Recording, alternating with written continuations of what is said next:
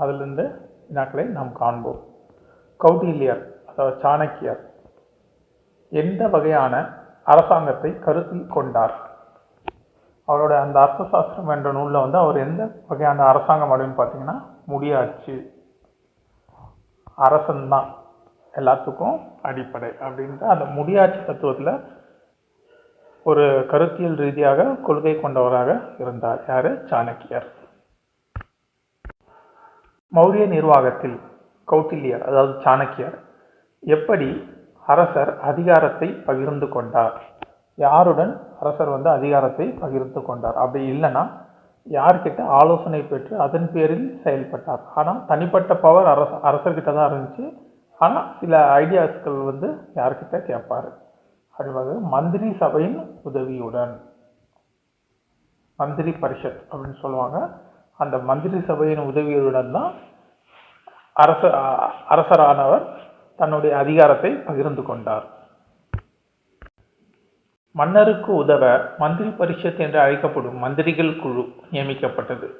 இந்த குழுவில் உள்ள அமைப்பின் முக்கிய நோக்கம் என்ன? இந்த மந்திரி பரிஷத்துடைய நோக்கங்கள் என்ன அப்படின்னு பார்த்தீங்கன்னா, நாட்டினுடைய நிர்வாகங்கள் மற்றும் அதனுடைய சட்டங்கள். தற்போது எப்படி இருக்குதோ இந்தியா கேபினட் குழு அப்படின்னு சொல்கிறாங்களே, அதே மாதிரி தான் அந்த நிர்வாகம் மற்றும் சட்டங்கள் இது பண்ணுறது தான் இந்த மந்திரி பரிஷத்தின் முக்கிய நோக்கமாக அமைந்தது. மௌரிய நிர்வாகத்தில் மன்னருக்கு உதவி செய்யும் மந்திரிகளின் குழு எந்த பெயரால் அழைக்கப்படுகிறது? யாருன்னு பார்த்தீங்கன்னா, மந்திரி பரிஷத். இவருடைய ஆலோசனையின்படி தான் அரசரே செயல்படுவார். மந்திரி பரிஷத். இதனுடைய மூத்த மந்திரி தான் பிரதம மந்திரி. அப்படி இல்லைன்னா மந்திரி பரிஷத் அத்சையா அப்படின்ட்டு அழைக்கப்படுவாங்க. மன்னருக்கு உதவ மந்திரி பரிஷத் என்று அழைக்கப்படும் மந்திரிகள் குழுவில் உள்ள முக்கியமான உறுப்பினர்கள் எவர்கள் இருந்தனர்? யாருன்னு பார்த்தீங்கன்னா, அரசருக்கு இது பண்ண கண்டிப்பாக அங்கே புரோகிதர் இருப்பார். மந்திரிகளை எல்லாம் வழிநடத்தும் பெரிய மந்திரி அதாவது பிரதம மந்திரி என்று அழைக்கப்படும் மகா மந்திரி ஒருத்தர் இருப்பார். படைகளை வழிநடத்தி செல்லும் சேனாதிபதி என்பவர் இருப்பார். மாநிலங்களின் அதாவது மாகாணங்களின் ஆளுநர் அல்லது வைஸ்ராய் என்று அழைக்கப்படும் அரசர்களின் புதல்வர்களான யுவராஜா இருப்பாங்க. இவங்க எல்லாமே சேர்ந்து தான் மந்திரி பரிஷத் என்று அழைக்கப்படுகிறது. மன்னருக்கு உதவ மந்திரி பரிஷத் குழுவில் எந்த உறுப்பினருக்கு முக்கிய பொறுப்பு வழங்கப்பட்டது? யாருன்னு பார்த்தீங்கன்னா, மகா மந்திரி. இந்த மந்திரிகளுக்கெல்லாம் தலைவரான மகா மந்திரிக்கு தான் மிக முக்கிய பொறுப்புகள் வழங்கப்பட்டது. இந்த 4 பேர்லையும். மௌரிய நிர்வாகத்தில் முக்கிய பணியாளர்கள் எவ்வாறு அழைக்கப்பட்டனர்? முக்கிய பணியாளர்கள் போது அவங்க தீர்த்தர்கள் என்று அழைக்கப்பட்டாங்க. தம்மம் அதாவது தர்மம் பரப்புவதை மேற்பார்வை செய்ய எந்த அதிகாரிகள் நியமிக்கப்பட்டனர்? இது அசோகர் காலத்தில் எந்த அதிகாரிகள் நியமிக்கப்பட்டனர் அப்படின்னு பார்த்தீங்கன்னா, தம்ம மகா மாத்திரர்கள் என்ற அதிகாரிகள் தம்மம் பரவுவதற்காக அசோகர் காலத்தில் நியமிக்கப்பட்டார்கள். இவங்க 5 ஆண்டுகளுக்கு ஒரு முறை சுற்றுப்பயணம் செய்து இந்த தம்மத்தை பரப்புவதற்கான முயற்சிகளை மேற்கொண்டார்கள். தம்ம மாத்திரர்கள். மௌரியர்களின் நிர்வாகத்தில் தீர்த்தர்கள் என்று குறிப்பிடப்படுபவர்கள் யார்? இந்த தீர்த்தர்கள் என்பவர் யார் அப்படின்னு பார்த்தீங்கன்னா, முக்கியமான அதிகாரிகள். இவங்க தான் தீர்த்தர்கள் அப்படின்ட்டு அழைக்கப்பட்டாங்க மௌரியர்களின் நிர்வாகத்தில். மௌரிய அரசின் நிர்வாக முறை குறித்த கௌடில்யர் சாணக்கியர் அரசனை எவ்வாறு அழைத்தார்? அரசனை எவ்வாறு அழைக்கிறார் சாணக்கியர் அப்படின்னு பார்த்தீங்கன்னா, தரம பிரவர்த்தகா அப்படின்ட்டு அழைக்கிறாரு. அரசரை சாணக்கியர். மௌரிய நிர்வாகத்தில் தீர்த்தர்களின் எண்ணிக்கை என்ன? எத்தனை தீர்த்தர்கள் இருந்தாங்கன்னு பார்த்தீங்கன்னா, 18 தீர்த்தர்கள் இருந்தாங்க. மௌரிய நிர்வாகத்தில் மிக உயர்ந்த செயல்பாட்டாளராக தீர்த்தர்களில் யார் இருந்தனர்? யாரோட கண்ட்ரோலில் இந்த தீர்த்தக்காரர்கள் பணியாளர்கள் இருந்தாங்க பார்த்தீங்கன்னா, மந்திரி. அந்த துறை மந்திரிக்கு கீழே இந்த தீர்த்தர்கள் இருந்தாங்க. மௌரிய யுகத்தில் அல்லது மௌரியர்கள் காலத்தில் மந்திரி பரிஷத்தின் முக்கிய வேலை என்ன? இந்த மந்திரி பரிஷத்தின் முக்கிய வேலைகள் என்னன்னு பார்த்தீங்கன்னா, மன்னருக்கு ஆலோசனை வழங்குவது. எந்த ஒரு சந்தேகம் இருந்தாலும் அரசருக்கு ஆலோசனை வழங்குவது இந்த மந்திரி பரிஷத். கௌட்டில்யர் தனது அர்த்த சாஸ்திரம் என்ற நூலில் எத்தனை கண்காணிப்பாளர்கள், அதாவது அத்தியக்ஷாக்கள் பற்றி குறிப்பிடுகிறார்? எத்தனைன்னு பார்த்தீங்கன்னா 18 அத்தியக்ஷாக்கள் பற்றி குறிப்புகளை குறிப்பிட்டுள்ளார். மௌரிய மந்திரி பரிஷத்தில் யார் தலைவராக இருந்தார்? மந்திரி பரிஷத்தில் யார் தலைவர் அப்படின்னு பார்த்தீங்கன்னா, மன்னர் தான் தலைவராக இருந்தார். மந்திரி பரிஷத்துக்கெல்லாம் ஒரு பெரிய தலைவர் அவர். ஆனால் மந்திரிகளை கண்ட்ரோல் பண்ணவர் பிரதம மந்திரி அல்லது மந்திரி பரிஷத் அத்தியக்ஷா, அவர் தான் இருப்பார். அவரையும் கண்ட்ரோல் பண்ணுறவர் யாருன்னு பார்த்தீங்கன்னா அரசர். கௌட்டில்யரின் அர்த்த சாஸ்திரத்தில் எந்த துறைமுக அதிகாரியை பற்றி குறிப்பிடுகிறார்? துறைமுக அதிகாரியின் பெயர் என்ன? லோபதரகா. மௌரியர் காலத்தில் துறைமுக அதிகாரியின் பெயர் லோபதரகா. அந்தந்த அல்லது அனைத்து துறையின் கண்காணிப்பாளர்களுக்கும் வழங்கப்பட்ட பெயர் என்ன? துறை, ஒவ்வொரு துறை இருக்கும். இப்போ எடுத்துக்காட்டாக நிதித்துறை, பாதுகாப்புத்துறை, அந்த மாதிரி ஒவ்வொரு துறைக்கும் இந்த கண்காணிப்பாளர்கள் வழங்கப்பட்ட பெயர் என்னன்னு பார்த்தீங்கன்னா அத்தியக்ஷா.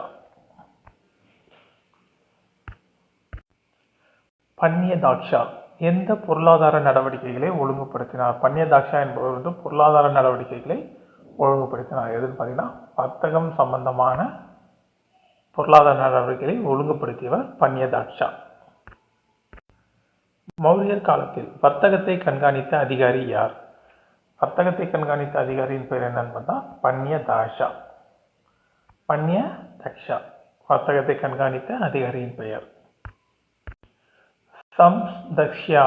சம்ஸ்தக்ஷியாவின் வேலை என்ன? இவரோட வேலை என்னன்னு பார்த்தீங்கன்னா, சுங்கச்சாவடிகளை சந்தைகளின் தவறான நடைமுறைகளை சரி பார்த்தது தான் வந்து இந்த சம்யதக்ஷன்றவருடைய வேலை. சம்தக்ஷிகா அவரோட வேலை சந்தைகளின் தவறான நடவடிக்கைகளை சரிபார்த்தல். சந்தைகள் மற்றும் தவறான நடைமுறைகளை சரிபார்க்கும் அதிகாரியின் பெயர் என்ன? என்ன பார்த்தீங்கன்னா சம்ஸ்தக்ஷிகா. போன கேள்வி பார்த்தாலும் அது இதுதான், சம்ஸ்தக்ஷிகா. சந்தைகள் மற்றும் தவறான நடைமுறைகளை சரிபார்க்கும் அதிகாரியின் பெயர். மௌரியர் காலத்தில் எடைகள் மற்றும் அளவுகளை கண்காணித்த அதிகாரி யார்? எடைகள் மற்றும் அளவுகளை கண்காணித்த அதிகாரி பௌத்த வக்தேஷா. பௌத்த வக்தேஷா என்பவர் தான் வந்து எடைகள் மற்றும் அளவுகளை கண்காணித்த அதிகாரி. சுங்கசாவடிகளை கண்காணித்த அதிகாரி யார்? இந்த சுங்கசாவடிகளை கண்காணித்த அதிகாரி யார்? சுல்கதக்ஷா. சுல்கதக்ஷா அவர் தான் வந்து இந்த துறைமுகங்களை எல்லாம் கண்காணிக்கிறவர், சுங்கசாவடிகளை எல்லாம் கண்காணிக்கிறவர். துறைமுகங்களை கண்காணித்த அதிகாரியின் பெயர் என்ன? பட்டநாதிஷா. பட்டநதக்ஷா அவர் தான் துறைமுகங்களை கண்காணித்த அதிகாரி. மத நிறுவனங்களை கண்காணித்த அதிகாரி யார்? தேவதாக்ஷா. மௌரியர் காலத்தில் அரசு படகுகளை கண்காணித்தவர் யார்? படகுகளை யார்னா நவதக்ஷா. நவதக்ஷா அவர் தான் படகுகளை கண்காணித்தவர். அரசு நிறுவனங்களை கண்காணிக்கும் அதிகாரி யார்? யார் பார்த்தீங்கன்னா சீததக்ஷா. சீதாதிக்ஷா. லக்ஷணதக்ஷா எந்த செயல்பாட்டை கண்காணித்தார்? இந்த லக்ஷணதக்ஷா என்பவர் எந்த செயல்பாட்டை கண்காணித்தார் அப்படின்னு பார்த்தீங்கன்னா மின்ட். மின்ட் என்பது நாணய தொழிற்சாலை. லக்ஷணதக்ஷா. மௌரிய அரசில் சுங்கசாவடிகளை கண்காணிக்க பொறுப்பானவர்கள் யார்? யார் சுங்கசாவடிகளை கண்காணித்தவர் என்பதுனா சுல்கதக்ஷா. போனதிலே பார்த்தோம். மௌரியர் காலத்தில் மத நிறுவனங்களை பராமரித்த அதிகாரியின் பெயர் என்ன? யார் பார்த்தா தேவதாக்ஷா. மத நிறுவனங்களை பராமரித்த அதிகாரி தேவதாக்ஷா.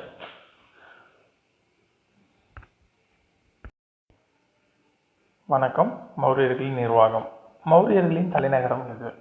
எதுன்னு பார்த்தீங்கன்னா மைய தலைநகரமான பாடாலிபுத்திரம், மகதத்தின் தலைநகரம். பாடாலிபுத்திரத்தில் நகர நிர்வாகத்தை நிர்வகித்தது எத்தனை குழுக்கள்? மொத்தம் 6 குழுக்கள் நிர்வகிக்கும். பாடாலிபுத்திரத்தில் நிர்வாக குழுக்கள் ஒவ்வொன்றில் இருந்த உறுப்பினர்களின் எண்ணிக்கை எத்தனை உறுப்பினர்கள் இருந்தாங்கன்னா 5. 6 குழு இருக்கும், 5 உறுப்பினர்கள், மொத்தம் 30 பேர் இருப்பாங்க. நகர நிர்வாகம். கீழ்கண்டவற்றுள் பாடாலிபுத்திர நகர நிர்வாக குழுக்கள் எந்த செயல்பாடுகளை பார்வையிட்டன? பள்ளி மற்றும் கோயில்கள், அரசன் பாதுகாப்பு, சுகாதாரம், பிறப்பு மற்றும் இறப்பு பதிவு. சி. சுகாதாரம், பிறப்பு மற்றும் இறப்பு பதிவு. இவை அனைத்தையும் பாடாலிபுத்திர நகர நிர்வாக குழுக்களில் 6 குழு உள்ள ஒரு குழு பார்வையிட்டது. வெளிநாட்டினரின் பராமரிப்புக்கு பொறுப்பான குழு எது? எதுவும் பார்த்தீங்கன்னா வெளிநாட்டினரை பராமரித்தல் குழு. மொத்தம் பாடாலிபுத்திர நகரத்தை நிர்வகிப்பதற்காக 6 குழுக்கள், 5 பேர் கொண்ட 6 குழுக்கள் காணப்பட்டன. அதில் ஒன்று சுகாதார குழு, 2வது பிறப்பை பதிவு செய்யும் குழு, 3வது இறப்பை பதிவு செல்லும் குழு, 4வது வெளிநாட்டினரை பராமரிக்கும் குழு, அடுத்தது வர்த்தகம் தொடர்பான எடைகளை சரிபார்க்கும் குழு, அளவுகளை சரிபார்க்கும் 6வது குழு. பாடாலிபுத்திரத்தில் நகர நிர்வாக முறைகளை சார்ந்த விவரங்களை முதன்மையாக வழங்கும் பாடலின் பெயர் என்ன அல்லது நூல் பெயர் என்ன அப்படின்னு மெகஸ்தனிஸ் எழுதிய இண்டிகா. மௌரிய பேரரசு எத்தனை முக்கிய மாகாணங்களாக பிரிக்கப்பட்டிருந்தது? 5. அதில் மையம்தான் பாடாலிபுத்திரம். மக்கள் நிர்வாகத்தை கண்காணிக்க மாகாணங்களுக்கு பொறுப்பாக இருந்தவர் யார்? யாருன்னு பார்த்தீங்கன்னா ஆட்சியாளர் தான். இளவரசர் அல்லது அவர் குடும்ப உறுப்பினர்கள். இவங்க தான் மாகாண நிர்வாகங்களை கண்காணித்தது.